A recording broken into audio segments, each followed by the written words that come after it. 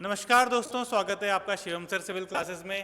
तो एई और जेई के छात्रों के लिए, उत्तराखंड के जो हमारे एई और जेई के छात्र हैं उनके लिए खुशखबरी है।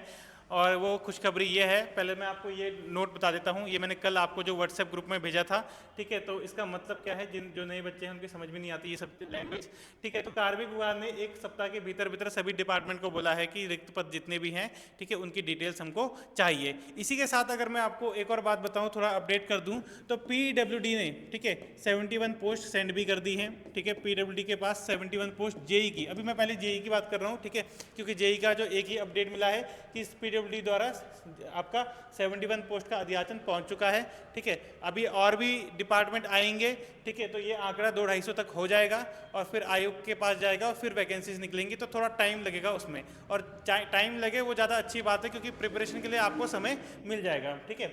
इसी के साथ लेकिन आप थोड़ा ध्यान रखिए कि अगर प्रिपरेशन के लिए समय मिलता है तो आप, अभी आरआरबी जेई भी आने वाला है और एसएससी जेई का भी नवंबर में एग्जाम है, तो ये सब क्लैश होंगे, ठीक है, क्लैश होंगे। तो इसलिए अभी से अपनी स्ट्रेटेजी बना के चलिए कि सभी एग्जाम्स में आप बेहतर परफॉर्म कर पाएँ।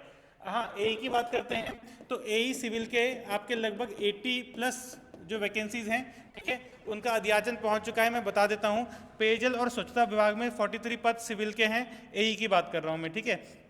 8 पद आपके इलेक्ट्रिकल मैकेनिकल के, पीडब्ल्यूडी में 39 पद सिविल के और 6 इलेक्ट्रिकल मैकेनिकल के, लघु सिंचाई विभाग में 3 सिविल इलेक्ट्रिकल मैकेनिकल के और शहरी विकास विभाग में 9 सिविल के एई के पद हैं, ठीक है। तो इनके अध्याचन पहुंच चुके हैं, तो एई के 80+ और पीडब्ल्यूडी में 70+, अभी और भी आने हैं, ठीक है। अभी तो मैं सिर्फ ये चुनिंदा डिपार्टमेंट की बात कर रहा हूँ, इसमें सारे डिपार्टमेंट कवर नहीं हुए। अब पूरी जो स्थिति है वो एक हफ्ते बाद आपको पूरा पता चलेगी कि किन किन डिपार्टमेंट ने कितनी कितनी वैकेंसीज सेंड की हैं, ठीक है।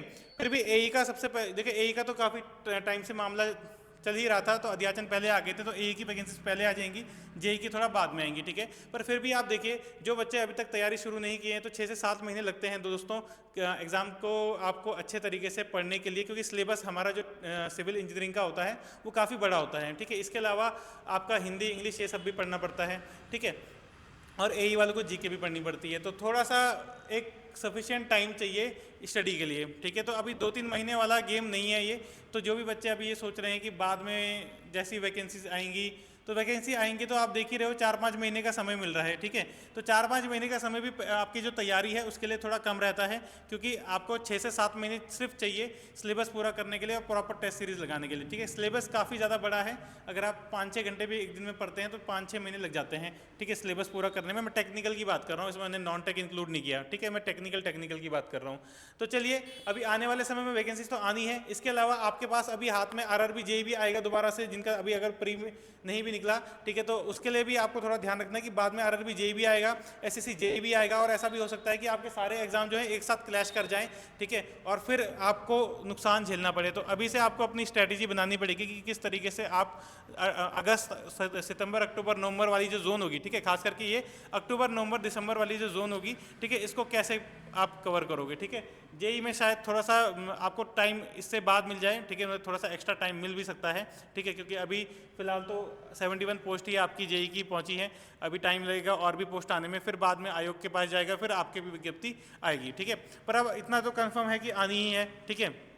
तो इसलिए आप अपना पूरा सिलेबस देखिए, ठीक है, कितना समय आपको सिलेबस कवर करने में लगता है, ठीक है, वो सब कैलकुलेट करिए उस हिसाब से। क्योंकि काफ़ी जो जॉब करने वाले बच्चे हैं उनका मुझे फ़ोन आया था कि जॉब छोड़ दें। तो देखिए, ये सब आपका डिसीजन खुद का होना चाहिए, ठीक है। मैं बस ये कर सकता हूँ कि मैं आप लोगों के लिए ऑनलाइन क्लासेस शुरू कर दूंगा हमारे यूट्यूब चैनल में, ठीक है। तो ये इससे पहले आप जानते हैं कि प्रोविडेंस कोचिंग में आपकी क्लासेस चलती थी, ठीक है, पर अभी हमने टेक्निकल के लिए एक अलग से डेडिकेटेड चैनल बना दिया है इसको, ठीक है। तो आपकी जितनी भी सिविल इंजीनियरिंग क्लासेस हैं वो सब इसी में चलेंगी। तो अगर आपकी इच्छा है, जब तक वैकेंसीज नहीं आती, तो यूट्यूब में ही आप क्लासेस पढ़िए, ठीक है। आप कमेंट सेक्शन में सब्जेक्ट बता सकते हैं, सिविल इंजीनियरिंग का कौन सा सब्जेक्ट आप शुरू करना चाहते हैं, ठीक है, और उसी की क्लासेस हम रेगुलर, ठीक है, डेली आपके नाइट शिफ्ट में, ठीक है, क्लासेस लाइव क्लास चलाएंगे, ठीक है।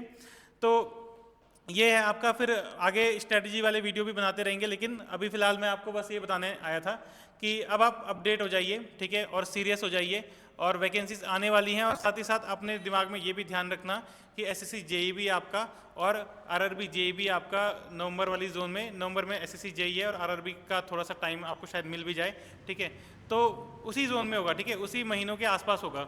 और ऐसा ना हो कि जेई ये वाला भी वहाँ पर क्लैश कर जाए, ठीक है। तो अब अपनी स्ट्रेटजी पे काम करना शुरू कर दीजिए।